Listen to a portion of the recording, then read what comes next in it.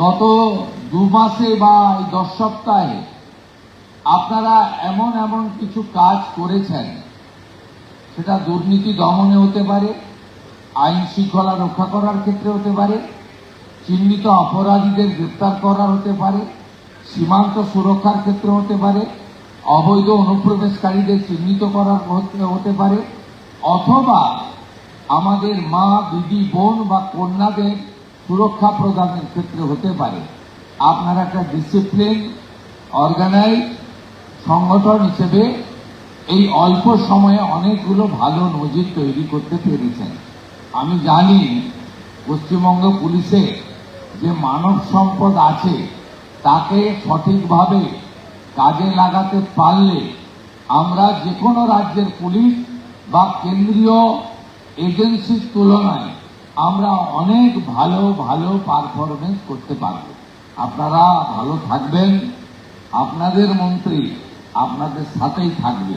শুধু IPS, DG, ADG, আইজিদের সঙ্গে meeting হবে তা নয়, আপনাদের মনের ব্যথা যন্ত্রণা, আপনাদের অভাব অভিযোগ, সেটাও আমি কর্ণগোচর করব, আমি জানব, সমাধানের চেষ্টা করব, কারণ আপনারাই হলেন আমাদের সম্পদ। সকলকে আরেকবার শুভেচ্ছা জানিয়ে আমি আমার কথা এখানেই শেষ করলাম। ভারত মাতা কি জয়।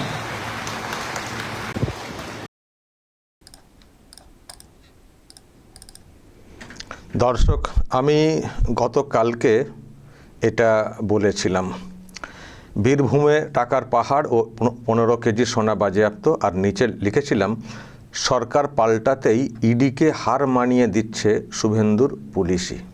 তো আজকে মুখ্যমন্ত্রীর কথাতেও ওই একই কথা উঠে এলো যে পুলিশে যে হিউম্যান রিসোর্স আছে, মানব সম্পদ আছে, বা পুলিশের যা স্ট্রেংথ ওটা বললে একটু বেশি হয়ে যাবে, স্ট্রেংথ খুব বেশি ছিল না, কিন্তু দক্ষতা যেটা মানে ছিল সেটাকে কাজে লাগানো হচ্ছিল না। তো উনি যেটা বলছেন যে যা আছে যদি ঠিকমতো করে কাজে লাগানো যায়, এই বাংলার পুলিশ যে অন্য রাজ্যের পুলিশকে বা সেন্ট্রাল এজেন্সিকেও হার মানাতে পারে, মানে এটা আর কি উনি বলতে চেয়েছেন। তো ফলে আমি যে কথাটা গতকাল বলেছিলাম, আসলে গতকাল কেন কথাটা বলেছিলাম, দেখুন ইডি, সেন্ট্রাল এজেন্সি, তারা সব ওই টাকা পয়সা উদ্ধার এইসব করে। তো গতকাল থেকে যে খবরটা মার্কেটে একেবারে সেনসেশন তৈরি করেছে সেটা হচ্ছে বীরভূমে কোটি কোটি কোটি কোটি টাকা বাজেয়াপ্ত করা, 28.5 কোটি টাকা, এবং সেই সঙ্গে 15 কেজি সোনা। দেখেছেন সেসব ভিডিও সামনে এসছে। আমি সেই ভিডিও দেখিয়েই বলেছিলাম যে শুভেন্দুর পুলিশ যা কাজ করছে তো ইডিকে হার মানিয়ে দিচ্ছে। ইডিও এইসব ক্ষেত্রে রেড করে, তারাও সব টাকা পয়সা উদ্ধার করে, কিন্তু রাজ্যের পুলিশই যেটা দেখালো করে, অথচ এই পুলিশই খোঁজ পাচ্ছিল না রাজ্যের কোন একটি জায়গাতে এত টাকা পয়সা। এটা তো আর কালকে রেখে দেওয়া না, নিশ্চয়ই আগে থেকেই সব ছিল। যে মানুষটি এইভাবে টাকা পয়সা গচ্ছিত করে রাখতে পারেন কোনো অংশে, নিশ্চয়ই আগে থেকে করছিলেন। তো তখন পুলিশ খোঁজ পেত না, শুধু সরকারটা পাল্টেছে, পুলিশের অ্যাক্টিভিটি পাল্টে গেছে, পুলিশের কাজকর্ম, তাদের দক্ষতার মানে বিকাশ ঘটানো বা দেখানো, সেই জায়গাটা পাল্টে গেছে। সেই জায়গাটা পাল্টে যেতেই এমন সব বিষয় সামনে এসছে যে সেন্ট্রাল এজেন্সি ইডি মানে বিভিন্ন ক্ষেত্রে যেসব টাকা পয়সা বাজেয়াপ্ত করে তাকেও ছাপিয়ে যাচ্ছে। 28.5 কোটি টাকা এবং 15 কেজি সোনা কে ধরেছে? রাজ্যের পুলিশই ধরেছে। সেই পুলিশই, আবারও বলছি, সেই পুলিশই, শুধু কিছু পদের এদিক ওদিক করতে হয়েছে, আইসিওসি বদল ঘটাতে হয়েছে, এসপি বদল ঘটাতে হয়েছে, বা ডিরেকশন যেখান থেকে আসে সেটার বদল ঘটেছে, মুখ্যমন্ত্রী পাল্টেছেন, নতুন মুখ্যমন্ত্রী হয়েছেন, ব্যাস সেই পুলিশই কাজ করছে, সেই পুলিশই খোঁজ করে সব ধরে ফেলছে। ফলে এই আর কি ব্যাপার, আমাদের বাংলার পুলিশ বা কলকাতার পুলিশকে না মানে বিরাট করা হতো। কলকাতা পুলিশকে তো একেবারে সেই লন্ডন পুলিশের সঙ্গে তো তুলনা করা হতো, একটা তো চর্চা আছেই, কিন্তু কাজে লাগানো হচ্ছিল না। পুলিশ মন্ত্রী যিনি ছিলেন, কালীঘাট থেকে যিনি চালাতেন, তিনি সবটাই নিজের ইচ্ছে মতো, আর মানুষকে মিথ্যা কেসে ফাঁসানো, এই সবগুলো করা হতো। আমি নিজে ভুক্তভোগী বর্তমান মুখ্যমন্ত্রী উনি নিজেও ভুক্তভোগী।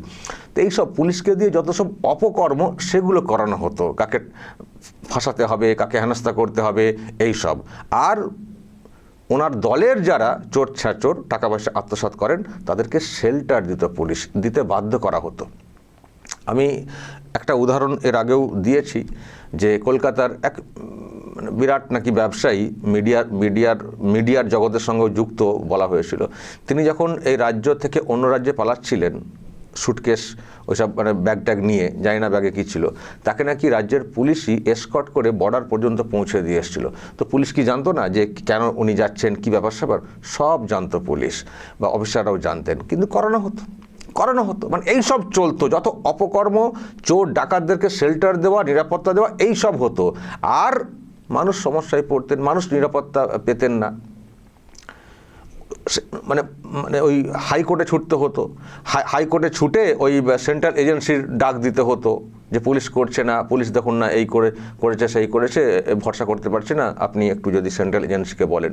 মানে হাইকোর্টের বিচারপতির সামনে বলা হতো, হাইকোর্টও বুঝতো যে সত্যি পুলিশ করছে না, তখন অর্ডার দিত হাইকোর্ট। বহু কেসে সেন্ট্রাল এজেন্সিকে অর্ডার দিয়েছে।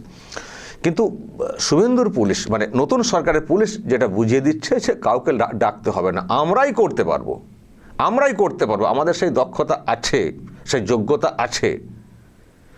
তো এই হচ্ছে বিষয় দর্শক। তো সেটারই আর কি মুখ্যমন্ত্রী আজকে প্রশংসা করে বলেছেন যে এই 10 সপ্তাহের একটা সরকার চলছে, যা আপনারা করেছেন এতে সত্যি ভরসাটা বাড়ছে যে অন্য রাজ্যের পুলিশ বা সেন্ট্রাল এজেন্সিকেও আমরা ছাপিয়ে যেতে পারবো কাজের নিরিখে, তাদেরকে টেক্কা দিতে পারবো কাজের নিরিখে। তো এটা উনিও খুব ভরসা পাচ্ছেন। আর উনিও দেখুন মিশছেন, খুব ভালো মিশছেন। আজকে তো সব একসঙ্গে খাওয়া দাওয়া করেছেন। এটা অ্যাকচুয়ালি আজকে একটা ওই ট্রেনিং ক্যাম্পের মতো একটা হয়েছে আর কি, নতুন সব যারা, তাদেরকে ট্রেনিং দেওয়া ইত্যাদি। পুলিশের ট্রেনিংটাও প্রয়োজন রয়েছে সিভিক ভলান্টিয়ারদেরকে দিয়ে। আমি সিভিক ভলান্টিয়ারদেরকে সবাইকে ছোটো করছি তা না, মানে দেখুন তারা যেমন তাদেরকে সেই মতো করে কাজে লাগাতে হবে না।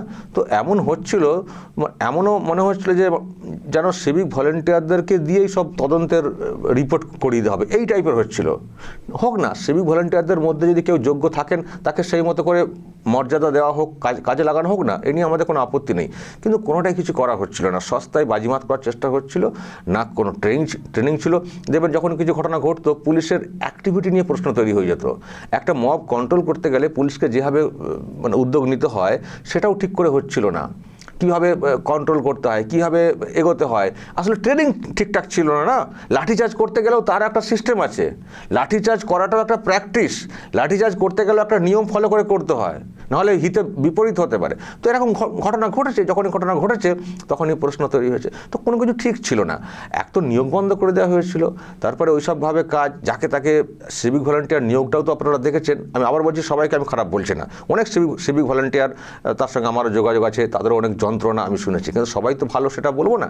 যেভাবে নিয়োগ করা হয়েছিল কিছুই দেখা হয়নি, শুধু মানে ওই ক্লাসরুমের মতো জায়গায় বসিয়ে দিয়ে নাম লিখে নিয়ে ঢুকিয়ে দেওয়া হয়েছিল, তাতেও সব কত টাকা পয়সা লেনদেন হয়েছিল সেটা, এবং স্বজন পোষণ হয়েছিল। তো এই আর কি, পুলিশিং সিস্টেমটা না একটা আইন শৃঙ্খলা মেনটেনের ক্ষেত্রে বিশেষ করে একটা মেরুদণ্ড, তো একটা রাজ্যের একটা মানে প্রশাসনের মেরুদণ্ড, সেটা যদি দুর্বল হয়ে যায়, প্রপার ট্রেনিং না হওয়া, তারপরে ঘাটতি, লোকজনের ঘাটতি, এসব করা, ডিরেকশন ঠিকঠাকভাবে দেওয়া, অপকর্ম কাজে লিপ্ত মানে করা চলবে না, মানে এই সবগুলো দেখে যদি কেউ চালান না, এমনিই দেখবেন এই পুলিশই কাজ করবে, অ্যাক্টিভলি কাজ করবে। তো যাই হোক, নতুন মুখ্যমন্ত্রী সেটাই করার এবং করানোর চেষ্টা করছেন, এবং উনিও ভরসা পাচ্ছেন। পুলিশ যা করলো এই 10টা সপ্তাহের মধ্যে, উনিও খুব আশাবাদী। আপনারা দেখেছেন, আমি আর একটা ভিডিও দেখাতে পারি, এই যে আমাদের এখানে সব তো নেশার সামগ্রীতে ভর্তি হয়ে গেছিলো না, শুধু ভর্তি না, মানে এগুলোকে নিয়েও ব্যবসা হতো। এই গাঁজা কেস দেওয়া, গাঁজা উদ্ধার, আবার ছেড়ে দেওয়া, এখানেও প্রচুর লেনদেন হতো। দেখুন, পুলিশের লোকেদের ওপরেও আমাদের অনেক প্রশ্ন ছিল, কিন্তু সব পুলিশ খারাপ সেটাও বলবো না। আবার বলছি, সেই পুলিশই তো কাজ করছে, সেই পুলিশই তো ধরছে গাড়ি, তা আগে কেন করতো না? কিছু পুলিশের মানে কিছু অফিসার, কিছু লোক থাকেন যারা একটু বেশি পকেট মোটা করতে চান, এসব থাকেন। আবার অন্যদেরকে পুষিয়ে নিজের পদোন্নতি করতে চান, এখান থেকে পকেট মোটা করে নিয়ে তার পার্সেন্টেজ দিয়ে, এটা তারা করতেন।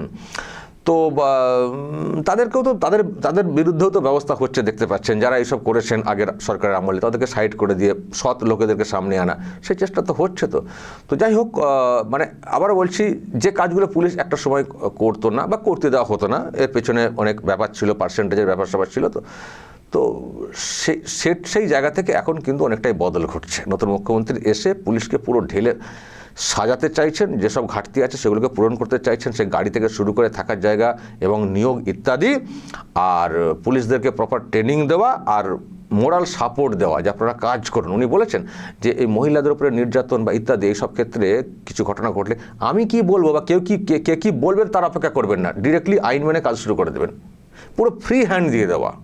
তো পুলিশকে সত্যি আমরা দেখছি এই 10 মাসের পুলিশ অনেকটাই চেঞ্জ হয়ে গেছে। কিছু জায়গায় হয়তো অভিযোগ আছে, থাকবে, কিছু মানুষ তো থাকেন, তবে তাদেরকে আইডেন্টিফাই করা হবে, ব্যবস্থা নেওয়া হবে। আমি একটা কথা বলবো, নিজে যেহেতু ভুক্তভোগী হয়েছিলাম, আজও ভুগতে হচ্ছে সেসব কেসের জন্য, যেন আর ওই মিথ্যা কেস দেওয়া এটা যেন কখনো না হয়। কেউ বিরোধী পক্ষ হতে পারেন, যাই হতে পারেন, মিথ্যা কেস দিয়ে তাকে জব্দ করব এটা যেন আর কখনো না হয়। নতুন মুখ্যমন্ত্রী যিনি আছেন তিনিও সেটা চাইবেন না, আর পুলিশও কোনো স্বার্থে যেন এসব না করেন। মানুষকে একটু ভালোভাবে বাঁচতে দিতে হবে, মিথ্যা কেস না।